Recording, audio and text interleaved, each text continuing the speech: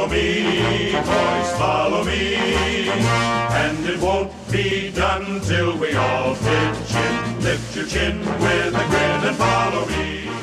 And now, a message from the Boy Scouts of America.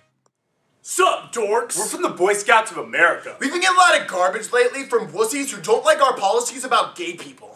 Whatever. Yeah, so we don't let gays into our troop. What's the big deal? We've got a lot of good reasons for not letting gay kids into our troops. You know what we do in the Scouts? Man things. Man things. Man things aren't for gay people. We start fires. Manly fires. We rub those sticks together hard. Hard and fast. You think gay kids could rub sticks together hard and fast to make fire? Nuh-uh. Brokeback Mountain blows. Then we pitch tents. We pitch those tents hard. Hard. We pitch those tents, then we sleep in those tents together. We sleep together like men. And when it gets cold, we don't put on coats like wussies. We cuddle together. For warmth. Not sex. Check out my scarf. You like that scarf? Because it's a man scarf. We rock these scarves like men. You know any gay dudes that wear scarves? Nope. These are man scarves. Then we fold that up into a 4-square man napkin and stuff it in our boob pocket. We say boob. Because we're men. But we don't got boobs. We've got pecs. We bench. A lot. We got short shorts. Look at these short freaking shorts. They're so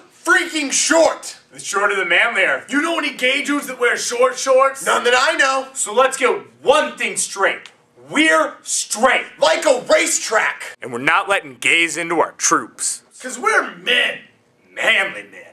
And we're not at all unsure or uncomfortable about our sexuality, nor are we threatened by changing times in a country's increasingly progressive stance on sexual equality, which is what people will logically conclude when we reassert our stance on gay people with no context, completely out of the blue.